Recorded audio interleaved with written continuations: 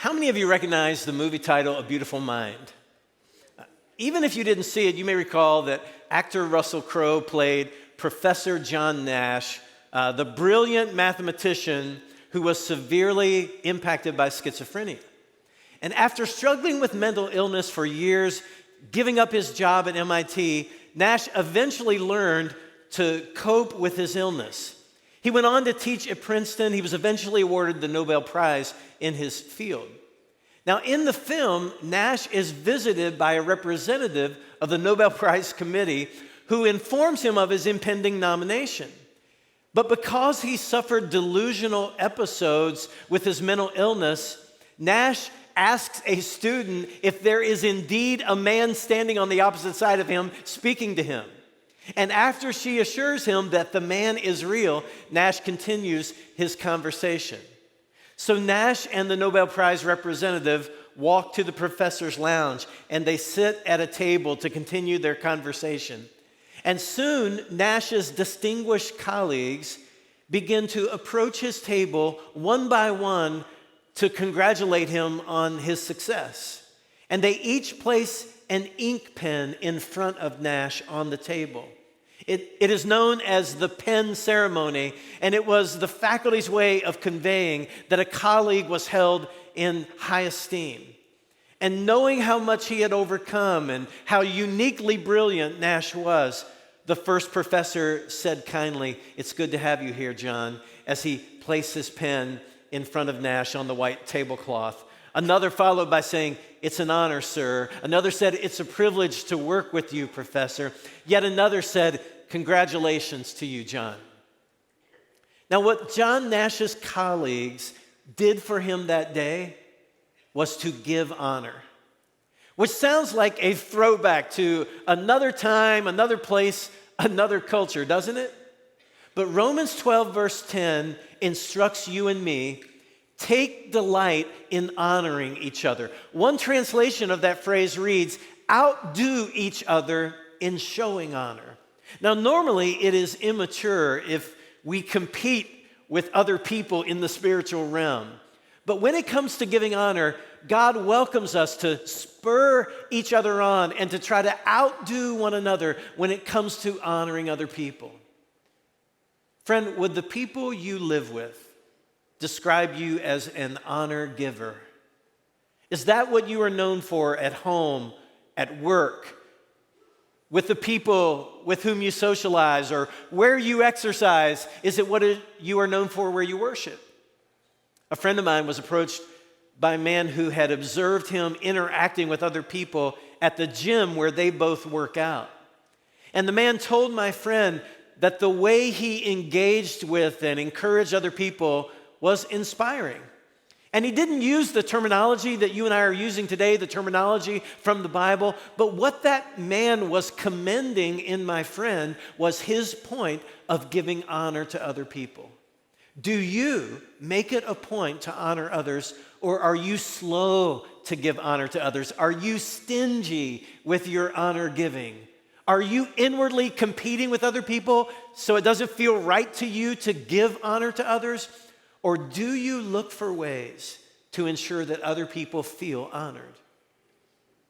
Although 80% of the world's cultures are considered honor cultures, ours is not one of them.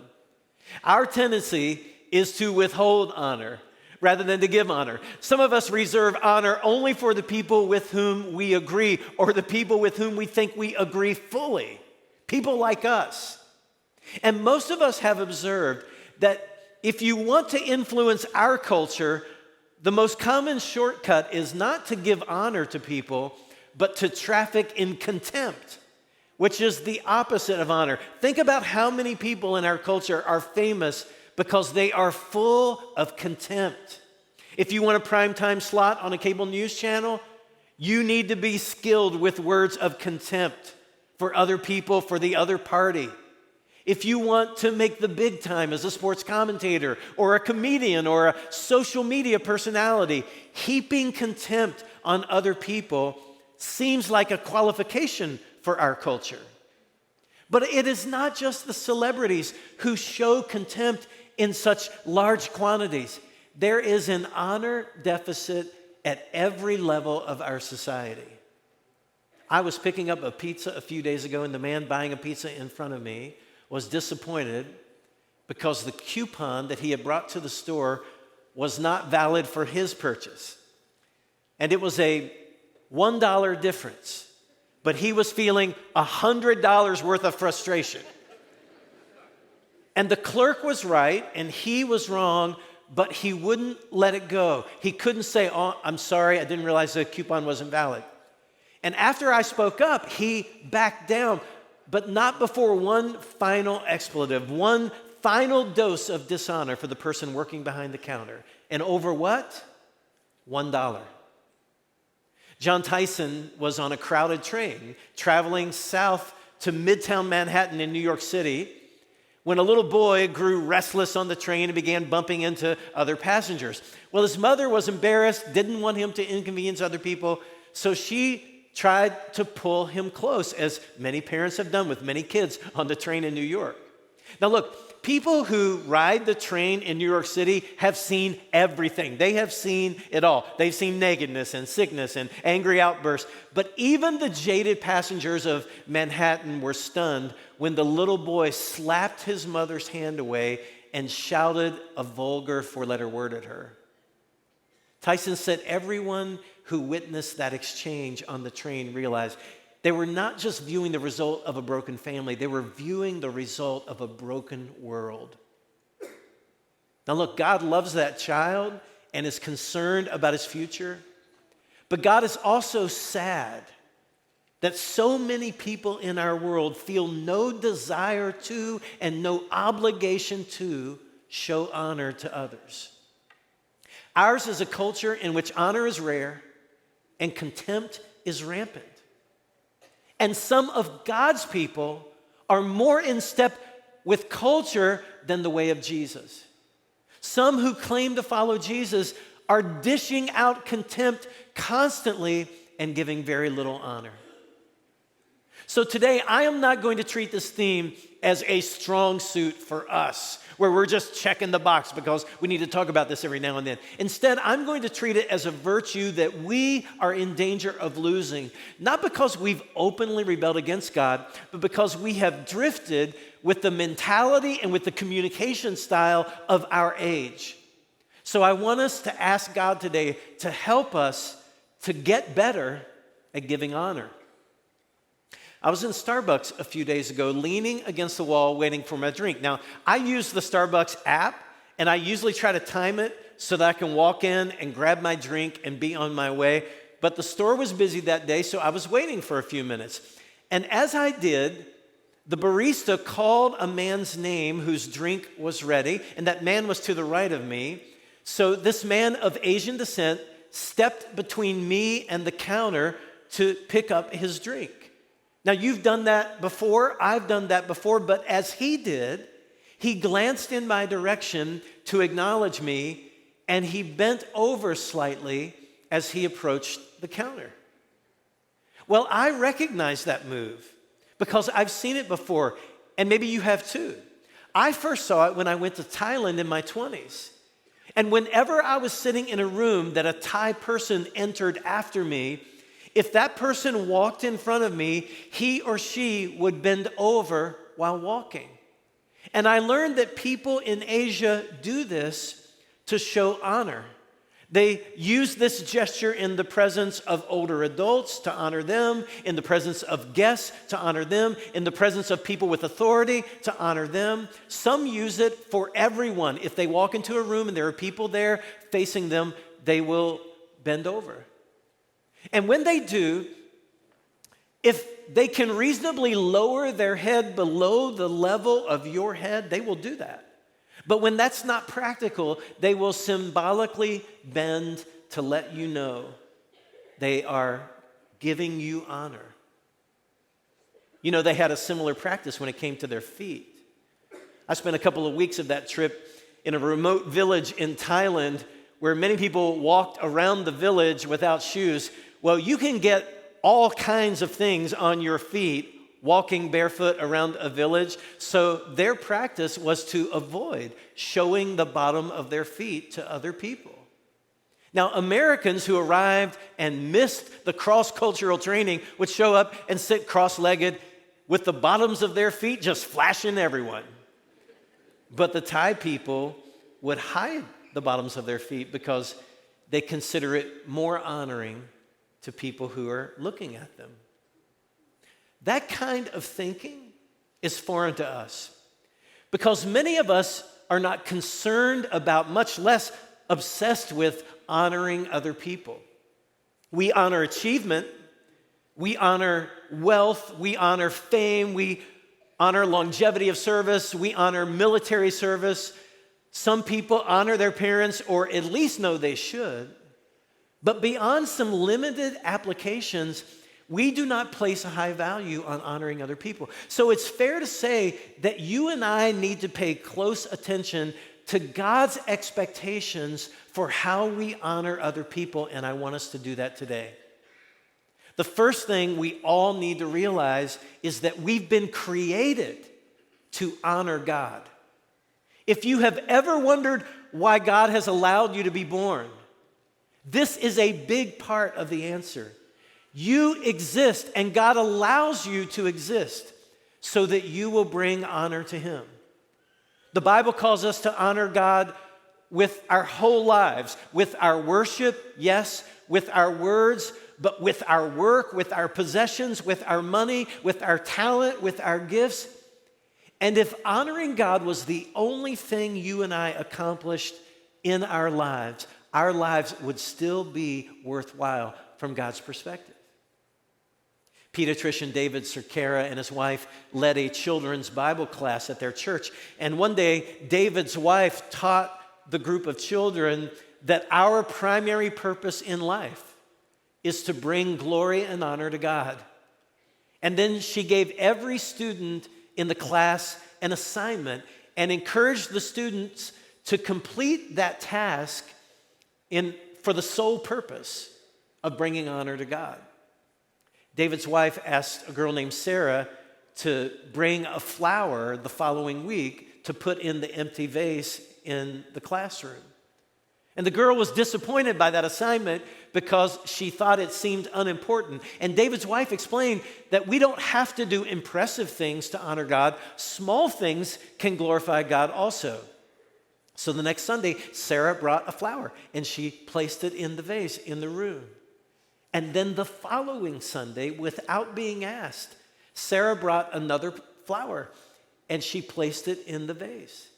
And Sarah continued bringing a flower for the vase every Sunday after that. When Sarah was eventually promoted out of the class taught by David and his wife, she gave them a handwritten note, a note written in crayon. And the note read, "Dear God, bringing flowers for the vase has been the biggest honor of my life." What did Sarah learn? She learned that honoring God is a great way to live. And honoring God is the most fulfilling thing that you and I can do with our lives. All of us want to live lives that when we get to the end of them, we'll feel that we have lived well. And living a life that honors God is a way for you to do that. Romans 14:8 says, if we live, it is to honor the Lord. And if we die, it is to honor the Lord. So whether we live or die, we belong to the Lord. We bring honor to Him. So friend, that means that your greatest accomplishments and your smallest tasks can be done to honor God. As Chip taught last week, you can even honor God with your rest. How many of you would like to honor God with a nap this afternoon? I mean, that would be on your agenda. Friend, you were created to honor God, and when you work hard, you can honor Him. And when you rest from your work, you can honor Him. So fulfill your purpose and view your life as an exercise intended to honor God. But you and I are also called to honor our families. And that begins with honoring our parents, of course, And it's probably good if we all remember that that instruction, honor your father and your mother, is one of the 10 commandments. God summarized his entire law, his expectations for his children, the people of Israel, with 10 instructions. And one of the 10 was for them to give honor to their parents. So it's foundational. It's not extra credit to honor your parents. It's not something the really, really good kids do. It is for all of us. Now, are there some rare exceptions where toxic parents make it impossible for their children to honor them? Yes, that happens. But in almost every case, God expects us to honor our parents to the best of our ability. And what's really unique about this command to honor our parents is that it comes with a promise. It comes with the promise of a reward. In most cases, God is like Nike. He says, just do it. But in Exodus 20, verse 12, the Bible says, honor your father and mother, then you will live a long, full life in the land the Lord your God is giving you. So God was telling the Israelites, I am going to add blessing to your life. I am going to add blessing to your existence in this new place that I am gifting to you if you make a point of honoring your parents. And if you refuse to honor your parents, don't expect my blessings on your life. In fact, you might live a shorter life, God told the Israelites. So does that convey how serious God is about our responsibility to show honor? It's not your mom saying, I brought you into this world, I'll take you out. That is God saying, my blessing on your life is tied in part to your determination to honor your parents. Comedian Nate Bargatze says he was raised by Christian parents in the 1980s and 90s, which is when Christian parents were the most Christian that a Christian can be. And that's hilarious if you lived through that time in our country. They didn't let him watch movies, and they didn't allow him to use questionable expressions or questionable words. But even though he is now an adult, and even though some of the words his parents used to forbid are now considered relatively mild by our culture, he still doesn't use those words. He jokes that his sister used those words in front of his parents all along, but he does not. Why? Well, I think it is a way that he is honoring his parents, who, by the way, have both gotten tattoos, which they would have killed him for doing back in the day. Honor is a crucial aspect of marriage, too. You cannot have a great marriage without honor. There are many marriages that have lasted a long time, but they are limping along because the couple has no commitment to honor each other. I was traveling last week. You saw the photo of me with the church that we helped to plant in Florida. I went to the mall to buy a shirt. While I was at the mall, I saw a husband and a wife talking under their breath and doing this back and forth to each other and making angry faces. I didn't hear a word they said, but I knew what was going on. Now, maybe that older couple, maybe they were newlyweds, but my guess is, given their age, that they have been married for a while. And I'm guessing they didn't just stop honoring each other like 2 weeks ago. I suspect it has been that way all along. Do you see how much I can tell just by passing you at the mall? I mean, it's like the Super Bowl prediction for me. So look, if you see me at the mall and you're having a little fight, fake it for a few minutes or you could end up in a sermon, and you don't want that. But seriously, there were a lot of things being exchanged between those two people. One of them was not honor. Showing honor begins with the husband. 1 Peter 3:7 says, you husbands must give honor to your wives. Treat your wife with understanding as you live together. Now, there is so much wisdom in the Bible for husbands and wives, for marriage. It's really a shame, and it's a huge loss for many families, for many marriages, for our society, that so many people and even many believers think that what the Bible teaches about marriage has become obsolete because we live in a new time. It has not become obsolete. By the way, if you've heard the propaganda, the Bible does not teach male dominance or male oppression. It teaches sacrificial leadership by the husband. It teaches a beautiful brand of followership in which both the husband and the wife honor God by constantly honoring each other. And just like the command to honor our parents comes with a promise of a blessing, this command for a husband to honor his wife comes with a warning from God. God says that if a husband does not honor his wife, that husband should not expect his prayers to be fully heard. You heard that right. God has said, I ain't listening to it if you're not honoring your wife. The final line of verse 7 says, treat her as you should, so your prayers will not be hindered. Men, if you give your wife no honor, if you belittle her, if you fail to view her as the gift she is, God says you forfeit the right to ask him for blessing and to expect to receive it. And the wife must honor her husband as well. Craig Groeschel and his wife Amy were meeting with a couple whose marriage was in trouble. And even during the counseling session, the couple was speaking words to one another that dishonored each other. At one point, the wife told Amy, Pastor Craig's wife, if I had a husband like yours, I would respect him, but as it is, he doesn't deserve my respect. And Amy Groeschel replied, well, maybe one reason Craig is that kind of husband is that I always build him up and I refuse to tear him down. And maybe one reason your husband is not at this point is because you don't do those things. Husbands and wives must honor one another. After years of counseling, after years of seeing people divorce, a counselor of married people concluded that the number one predictor of divorce is when contempt, rather than honor, is the operating system of a marriage.